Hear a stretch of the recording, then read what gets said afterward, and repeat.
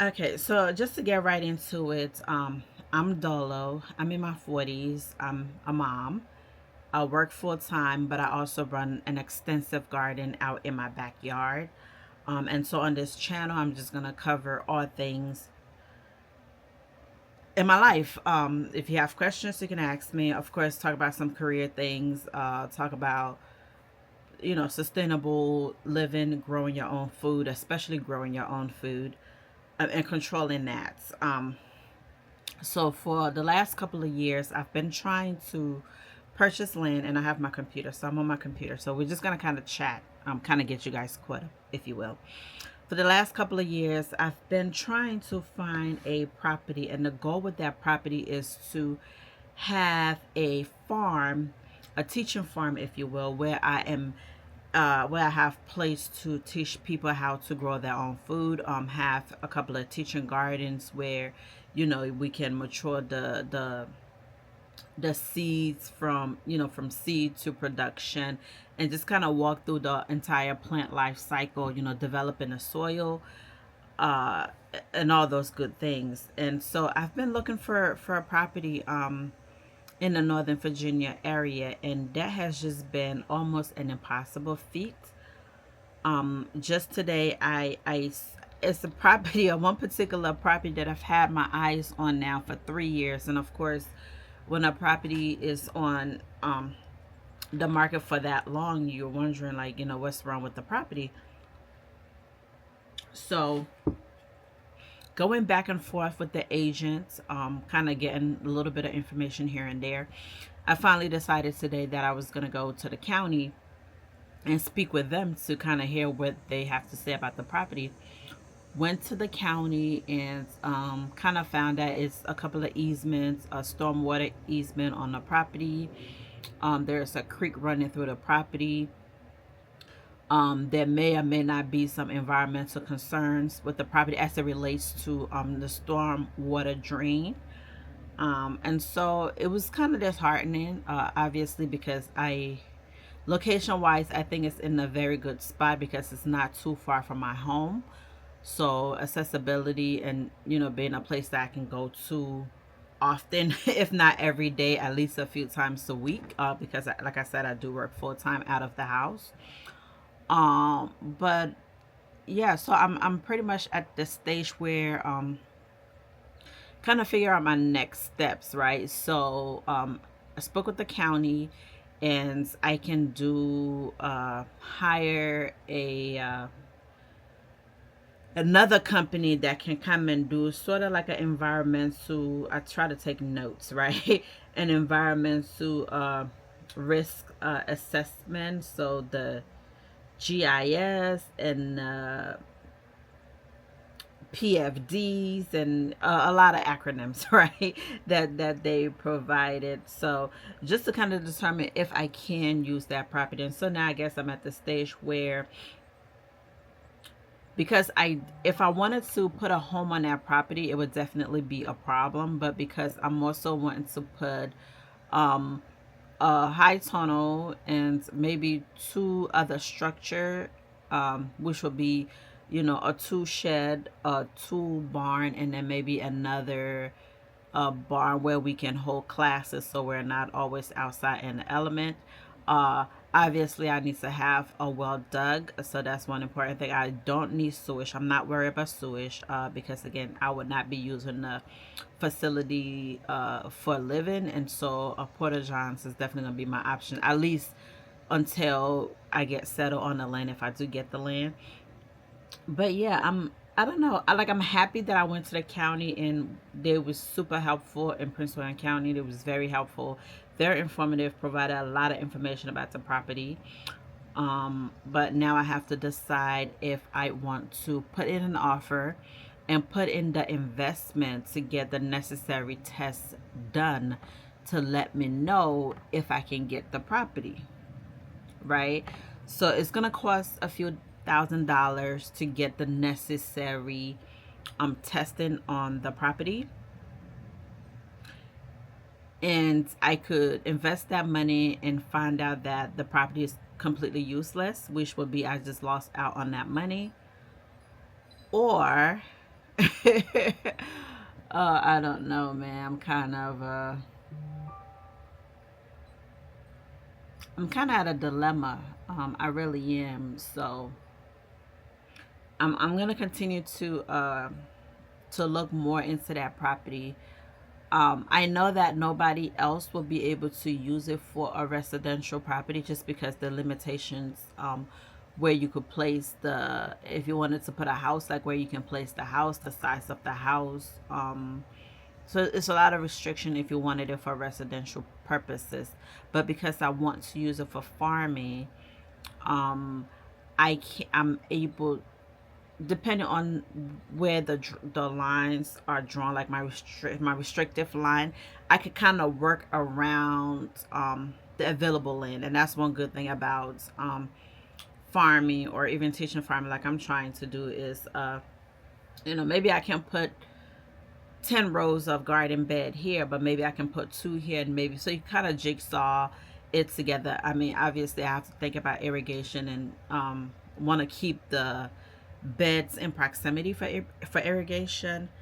So I'm kind of rambling, but that's kind of where I am. Just trying to decide my next steps, and this is something that I'm just very passionate about.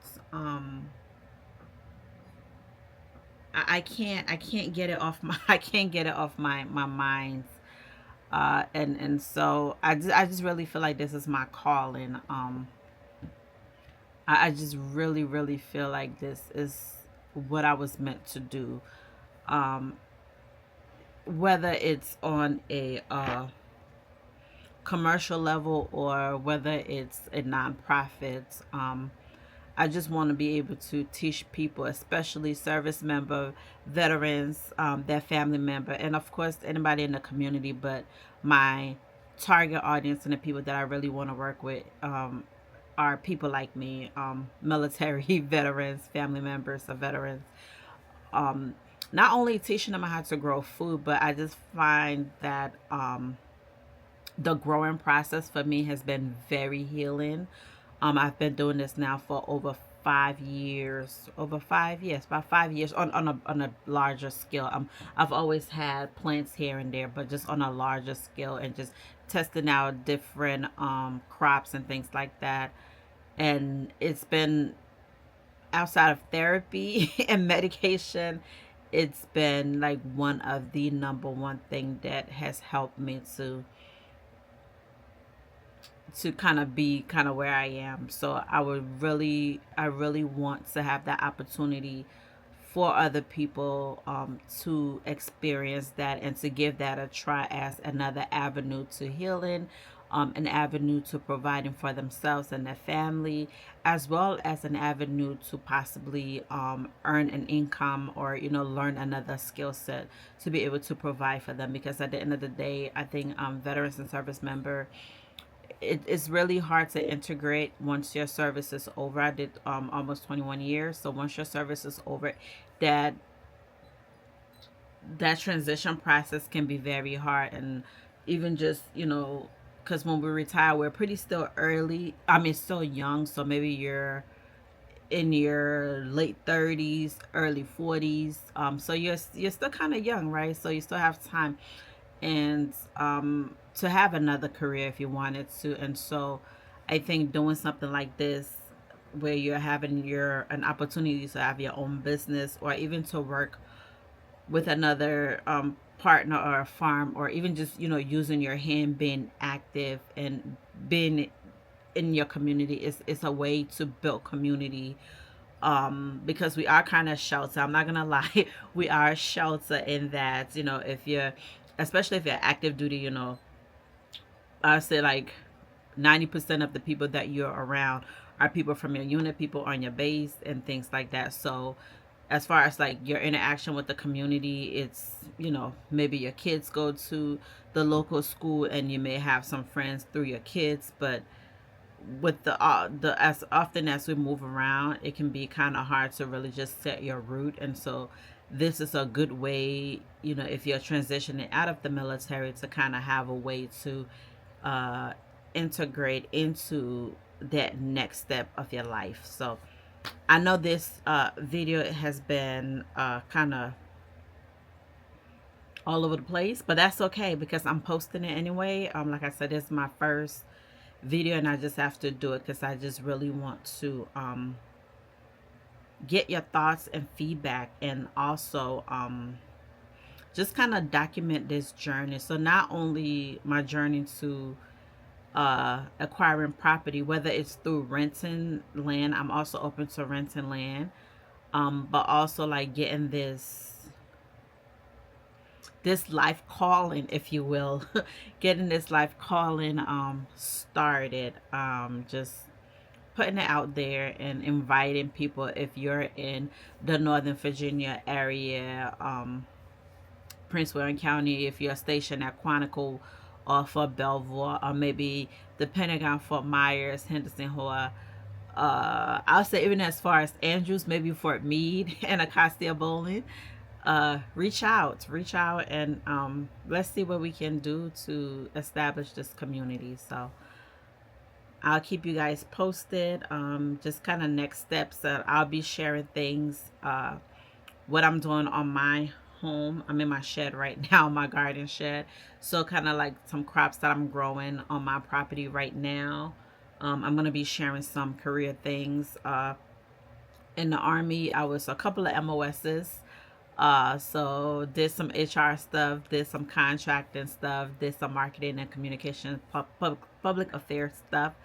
And so when I got out the Army, that's kind of the career field that I picked up.